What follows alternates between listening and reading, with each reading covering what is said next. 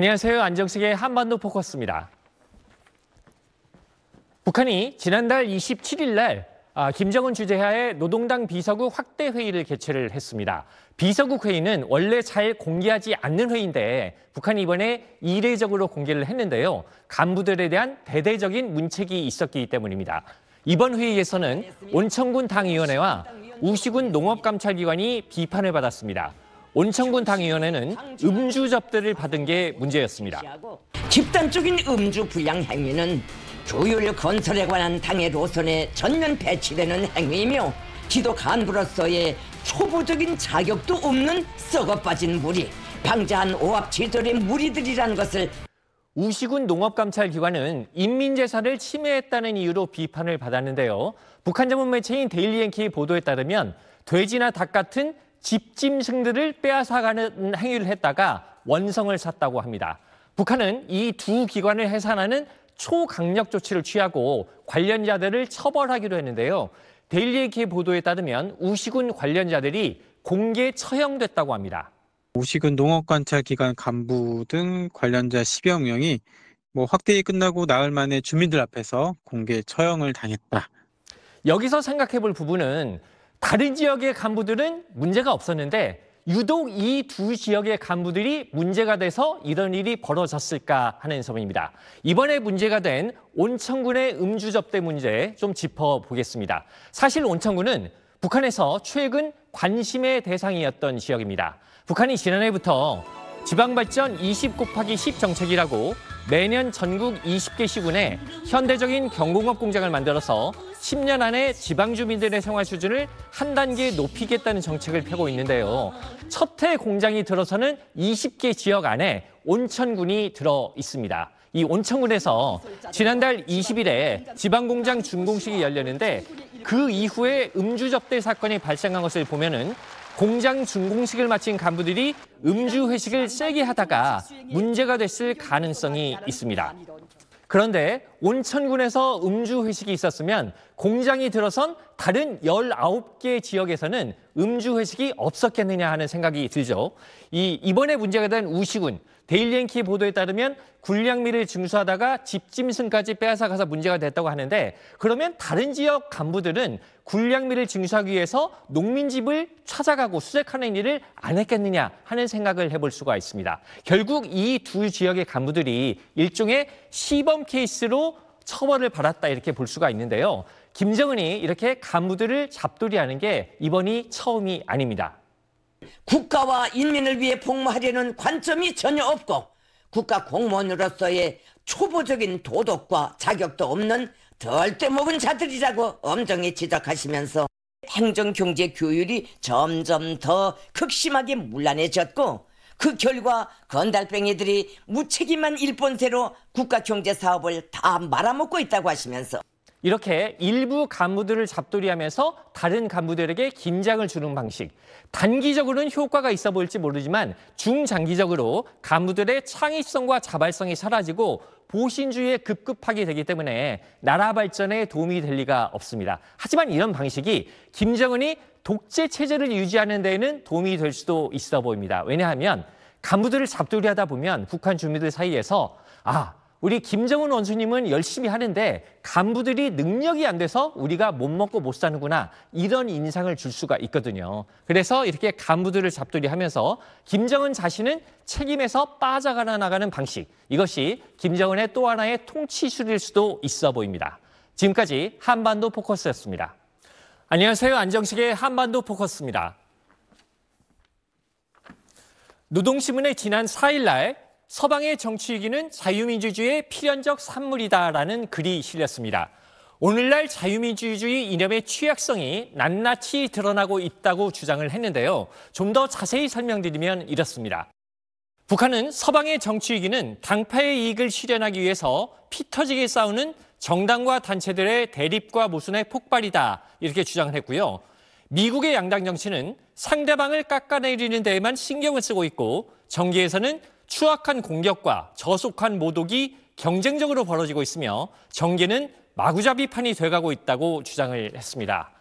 북한은 또 자유민주주의가 사회를 혼란에 빠뜨리고 침체와 후퇴를 초래하고 있다고 주장을 했습니다. 서방의 정치 위기는 자유민주주의에 기인하는 항시적인 현상이라는 겁니다. 노동신문은 자유민주주의 나라에서는 정권의 지속성을 보여준 때가 거의 없다면서 임의의 시각에 권력 싸움으로 정권이 교체되고 상대에게 불신임안을 제기하고 표결로 축출하는 것이 일상 다반사가 됐다고 주장을 했습니다. 북한은 이번 노동신문 글뿐만 아니라 최근 남한의 이 비상계엄이나 윤 대통령 탄핵 사태를 보도하는 때에도 남한이 정치적으로 혼란하다 이런 내용을 유독 강조를 하고 있습니다. 외신들은 한국 정치가 대통령 탄핵과 체포 이후 더욱 혼란에 빠졌다. 현직 대통령이 체포됐지만 위기가 끝난 것은 아니다. 앞으로 한국의 정치적 혼란이 장기화될 우려가 있다는 전망을 내놓았습니다. 이렇게 남한과 서방 세계 자유민주주의의 혼란을 강조를 하면서 북한이 은근히 강조를 하고 있는 건 북한 체제가 정치적으로 안정돼 있고 우월하다는 겁니다. 노동신문은 대중과 단체, 정당들의 이해관계가 일치되고 단결과 협조가 사회관계의 기본이 돼 있으면 올바른 정치가 실시되고 사회가 빨리 발전할 수 있다고 밝혔습니다. 북한이 바로 이런 체제라는 뜻이겠죠. 김정은도 지난해 12월에 강원도에 갈마해안 관광지구를 방문한 자리에서 북한 체제의 안정성과 우월성을 강조하기도 했습니다. 김성현 동지께서는 우리나라는 관광업 발전에서 필수적인 정치적 안정과 제도적 우월성, 물질 경제적 조건이 다 구비되어 있다고. 김정은은 지금의 국제 정세에 대해서 전반적으로 자신감을 가지고 있는 것 같습니다. 남한은 정치적으로 혼란하고 미국에서 트럼프 대통령이 취임을 하면서 서방 세계는 긴장하고 있고요. 러시아 우크라이나 전쟁으로 유럽은 어수선하죠. 일본의 내각 지지율도 그렇게 탄탄하지는 않은 상황입니다. 반면에 북한은 러시아와의 밀착으로 국제 정치의 주요 행위자로 부상했습니다. 그래서 이런 정세를 북한 체제의 우월성을 선전하는 도구로 활용하고 싶다는 게 김정은의 생각인 것 같습니다. 하지만 북한 체제가 우월하다는 데 동의할 사람이 몇 명이나 될까요? 북한의 정치적인 안정은 언론을 봉쇄한 데서 오는 강압적인 안정이고요. 북한의 인권유린 이 부분은 더 말할 나위가 없습니다. 북한 전문 매체 데일리 NK가 최근 보도한 내용을 보면은요. 북한의 일부 주민들이 최근 군대 간 아들의 전사증을 받고 있다고 하는데 언제 어디서 어떻게 죽었는지 전혀 언급이 없다고 합니다.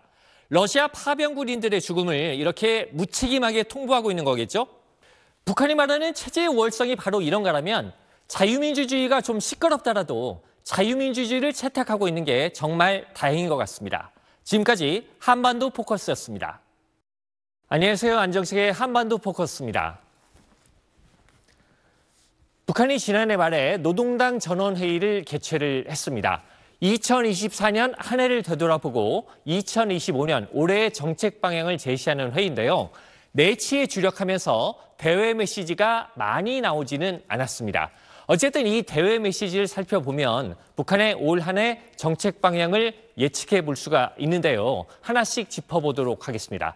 먼저 이번 전원회의에서는 김정은이 지금의 국제 정세를 어떻게 바라보는지를 단적으로 드러냈습니다.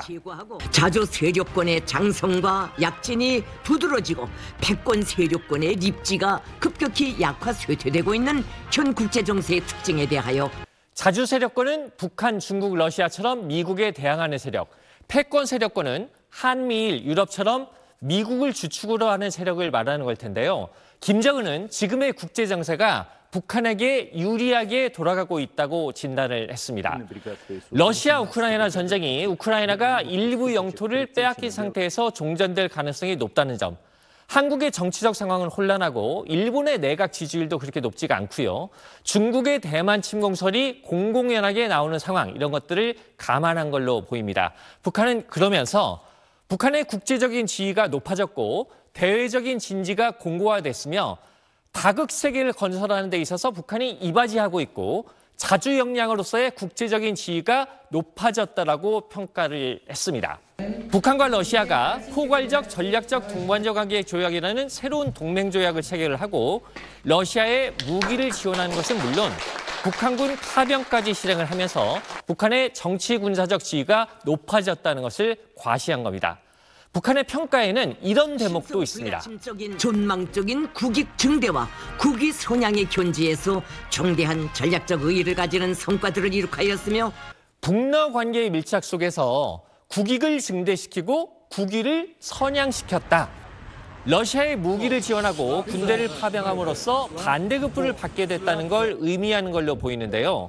지금 러시아에 파병된 북한 군인들이 총알바지로 죽어가고 있다는 보도들이 계속 나오고 있습니다만 김정은의 입장에서는 북한군이 죽건 말건 이게 중요한 게 아니고 러시아로부터 받을 이익과 북한의 국제정치적 입지 이게 훨씬 중요한 걸로 보입니다. 다시 말해서 파병 군인들이 죽어가고 있는 걸 국위 선양이다 이렇게 선전을 하고 있는 겁니다. 2025년의 대외 사업과 관련해서는요. 먼저 러시아처럼 북한과 친선 우호적인 나라들과 관계 발전을 적극 도모하겠다고 밝혔고요. 미국에 대해서는 강경 대응 전략을 천명을 했습니다. 조선민주주의인민공화국의 전망적인 국익과 안전 보장을 위하여 강력히 실시해 나갈 최강경 대미 대응 전략이 천명됐습니다. 트럼프 정부가 북미 대화 의지를 보이고 있는데 무슨 소리인가 생각하실 수도 있는데 자유민주주의 체제인 미국과는 관계 개선을 하더라도 한계가 있을 수밖에 없다. 이걸 인정한 걸로도 보이고요. 트럼프 정부와 호락호락 대화하지는 않겠다는 뜻을 나타낸 걸로도 볼 수가 있습니다. 하지만 최강경 대미 대응이라는 말 외에 구체적인 내용은 밝히지 않았기 때문에 좀 더 상황을 지켜보겠다는 쪽에 무게가 가 있는 걸로 보입니다.